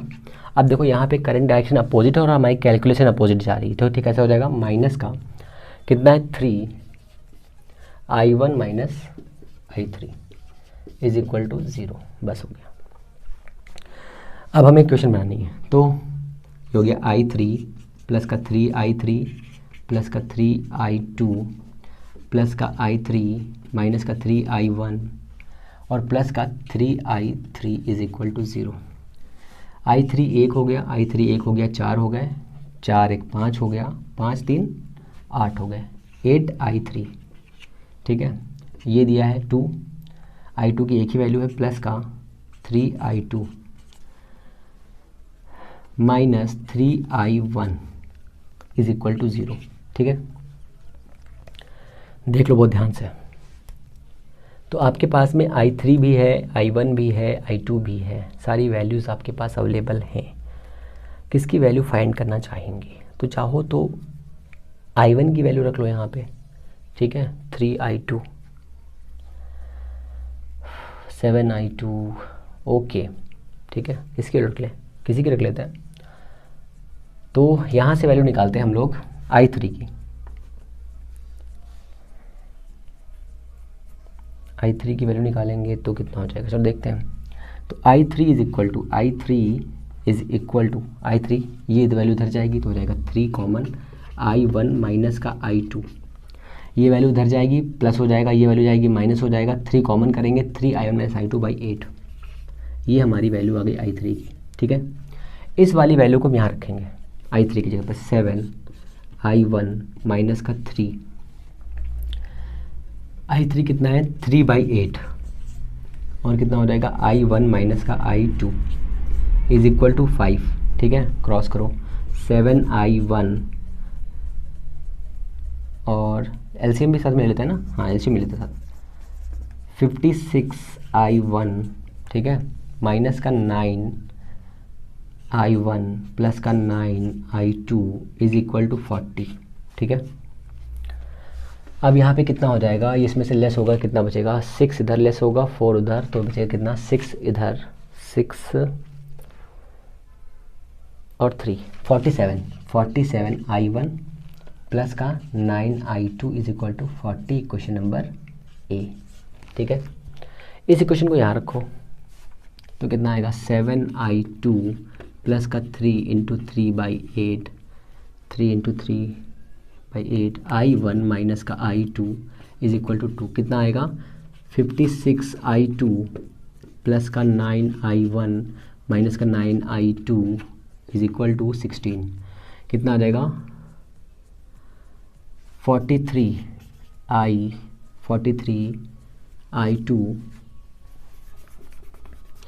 9I1 और प्लस का 43 या 47I2 is equal to 16, equation number 2 क्यों बी लिखी है, equation number B.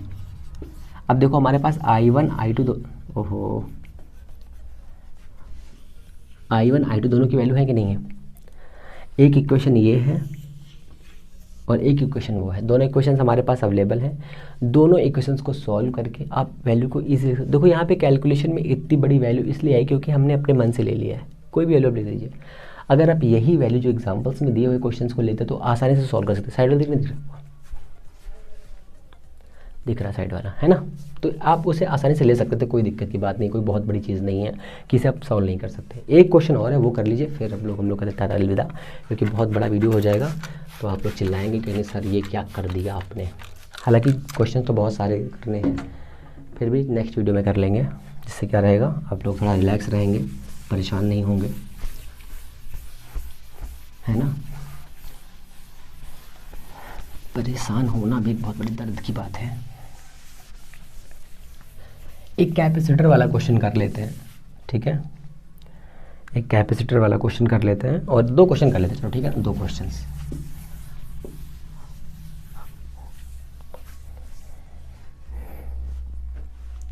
Question number है आपका, मैं लिख लेता हूँ, इस बार एग्जैक्ट वैल्यू लिखूंगा, है ना, इससे फटाफट सॉल्व हो जाए हम लोग क्वेश्चन को।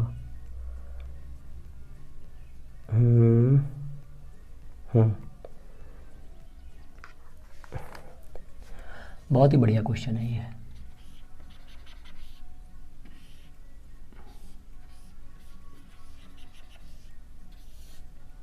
ये आपने देखा भी होगा क्वेश्चन, ठीक है ना। 10 वोल्ट दिया है, 4 वोल्ट दिया है, 2 वोल्ट दिया हुआ, ठीक है ना, और दिया है 3 2 1 3 वोल्ट 2 ओम 1 ओम, ठीक है। ये ऐसा दिया हुआ है। इस सर्किट में बतानी है कि करंट कितनी फ्लो हो रही है। तो देखो इसमें बहुत ही कॉम्प्लेक्स चीज़ें दी हुई है कि कैसे क्या फाइंड होगा। तो हम क्या करते हैं कि करंट को यहाँ से मान लेते हैं कि यहाँ से जो करंट निकलेगी वो हो जाएगी I1, यहाँ से निकलेगी I2, यहाँ से निकलेगी I3। अब सब करंट निकलेंगे तो यहाँ पर मिलेगा करंट क्या हो जाएगी, 0 नहीं चाहिए, तो यहाँ पर हो जाएगा I1 प्लस का I2 प्लस का I3 इज इक्वल टू 0। ये कंडीशन अप्लाइड करी हमने। जब कुछ ऐसा एक्शन दिया होगा जिसमें 3 सेल दिए होंगे तो ऐसा हम करेंगे, I1 plus I2 plus I3, यहाँ से करंट निकलेंगे, यहाँ से करंट निकलेगी, यहाँ पे करंट निकलेगी, टोटल का सम 0 होना चाहिए, ये तो होता है ना रूल। तो हमने इसको 0 कर दिया, ठीक है ना। अब देखो यहाँ से जो करंट निकलेगी वहाँ से करंट यहाँ पर पास होनी चाहिए, तो यहाँ पर I3 आएगी, यहाँ पर I2 आएगी, यहाँ पर I1 आएगी, ठीक है ना। अब लूप ले लो बस, ये आपका दिया 2, ये दिया है आपका 2, ABCDEF, ठीक है ना। तो इस वाले लूप में देखो, इस लूप में लूप ABCD, ABCDA, ये लूप है आपका। इस लूप पे हम क्लॉकवाइज चल रहे हैं, ठीक है ना, क्लॉकवाइज ऐसे करके। तो क्लॉकवाइज मैं लिख रहा हूँ, ठीक है ना, ऐसे ऐसे ऐसे ऐसे, ठीक है ना, क्लॉकवाइज। इस वाले पॉइंट से स्टार्ट कर रहा हूँ, यहाँ चलना स्टार्ट किया, यहाँ पहुँचे, करंट माइनस से कोई मतलब नहीं, यहाँ पे आइए, देखिए हम प्लस से माइनस की ओर जा रहे हैं, तो क्या हो जाएगा, पॉजिटिव तो हो जाएगा प्लस का 4, ठीक है, प्लस का 4। फिर यहाँ पर हायर माइनस, करंट इधर जा रही है, हम जा इधर रहे हैं, माइनस का कितना, I2 इंटू 2I2 हो जाएगा ना। इधर आ जाइए, जा ऐसे रहे हैं, करंट अलोंग है, प्लस कितना हो जाएगा, I3, यहाँ पे माइनस से प्लस की ओर जा रहे हैं, यहाँ पे प्लस से माइनस की ओर जा रहे थे ऊपर, तो कितना हो जाएगा, माइनस का 2 इज इक्वल टू 0, और तो रेजिस्टेंस है नहीं, तो 2 और 4 कितना बनाएंगे, 2 माइनस का 2I2 प्लस का I3 is equal to 0, therefore I3 minus का 2I2 इज इक्वल टू -3, ये तो होगा ना, सॉरी एक सेकेंड, यहाँ पर माइनस कॉमन करिए, तो माइनस कॉमन करने पे क्या हो जाएगा, 2I2 माइनस का I3 इज इक्वल टू -3 आएगा, तो इज इक्वल टू माइनस का प्लस का हो जाएगा कितना, 2, यहाँ पर माइनस कॉमन किया, माइनस प्लस माइनस, ये वाला माइनस यहाँ लिख लिया, प्लस यहाँ पे लिख लिया, ये वाला माइनस उधर के चले गए, इक्वेशन नंबर 1, ठीक है। इक्वेशन नंबर 1 क्या आई हमारे पास, 2I2 माइनस का I3 is equal to 2, equation 1 इस लूप में आई है, ठीक है, लूप नंबर 2 में। तो लूप नंबर 2 यहाँ पे सॉल्व कर लेते हैं, लूप नंबर 2 यहीं पे लिख लेते, क्या दिक्कत है, ये क्वेश्चन हो गई आपकी, ठीक है। लूप CDEF में, ठीक है, इस लूप में कैसे पसंद करेंगे चलना, क्लॉकवाइज, चलो क्लॉकवाइज ही चलते हैं, ये और ये। जब क्लॉकवाइज चलेंगे तो कैसे होगा बताइए, यहाँ से स्टार्ट करते हैं,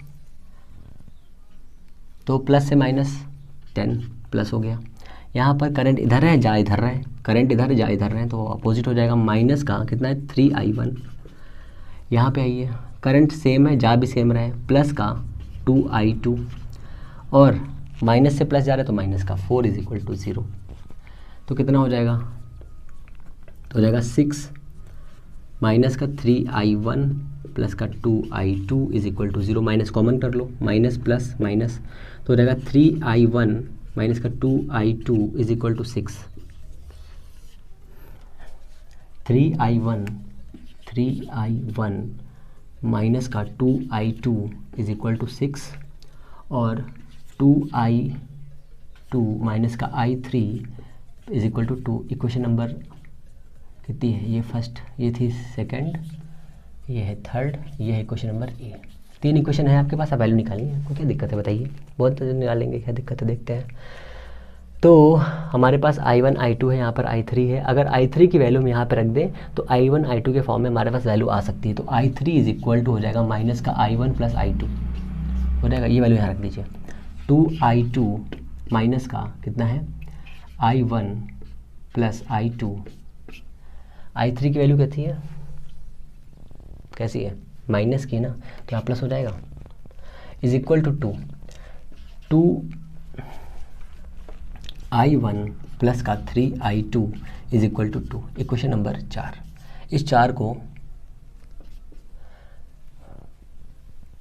चार को इससे बैलेंस करा दो, 3I1 माइनस का 2I2 इज इक्वल टू 6, इस इक्वेशन में 3 से क्रॉस कर दें तो कितना आएगा, 3I1 प्लस का 9I2 इज इक्वल टू 6 हो जाएगा, लेस कर दीजिए भैया, लेस करने पर ये हो जाएगा माइनस, ये हो जाएगा माइनस, ये कटिंग होगा, ठीक है, ये कट गया, यहाँ हो गया I2 इज इक्वल टू आ जाएगा 0। कैसे? -11 I2 is equal to 0, I2 is equal to 0। अब I2 हो गया 0, I2 हो गया 0, I2 हो गया 0, ये वैल्यू हो गई 0।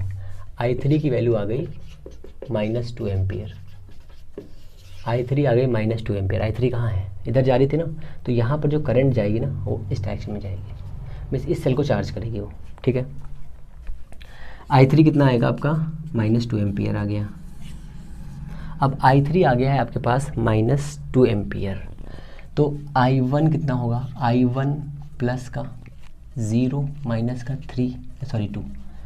2 इज इक्वल टू 0। तो I1 कितना होगा? I1 होगा आपके पास 2 एम्पियर। कुछ समझ में आया भैया लल्ला मेरे? ठीक है, इतना हो गया। अब I2 की वैल्यू तो 0 है, I2 की वैल्यू 0 है, तो अगर I2 की वैल्यू 0 है तो potential difference across this cell E minus I R, तो I2 इंटू आर हो जाएगा। तो V कितना हो जाएगा? E के बराबर। तो यहाँ पर पोटेंशियल डिफरेंस कितना आएगा? 4 आएगा, ठीक है। यहाँ पर जो टर्मिनल पोटेंशियल होगा कितना आएगा उस वाले सेल के लिए? 10 वोल्ट के सेल के लिए V इज इक्वल टू हो जाएगा 10 माइनस का, ये कितना है? 3 इंटू 3 इंटू आई कितना आया है? 2 हमारे पास, 2 कितना आएगा? 4 वोल्ट, ठीक है। सभी के लिए 4 वोल्ट ही आएगा पोटेंशियल डिफरेंस, ये भी आप याद रखिए, ठीक है ना। अभी कुछ सवाल और बाकी हैं, वो सवाल हम लोग नेक्स्ट वीडियो में करेंगे क्योंकि वीडियो बहुत लंबा हो जाएगा और लंबा हो ही गया है, ठीक है ना, बहुत लंबा हो जाएगा। तो हम लोग मिलते हैं नेक्स्ट वीडियो में। आप लगातार पढ़ते रहिए, मस्त रहिए। कुछ लोग सो गए होंगे, कुछ लोग सो गए होंगे, कोई बात सोने की जरूरत नहीं है, आप उसे देखते रहिए, मस्त रहिए, बिंदास रहिए। हम लोग मिलते हैं नेक्स्ट वीडियो में, तब तक के लिए नमस्कार, बाय बाय।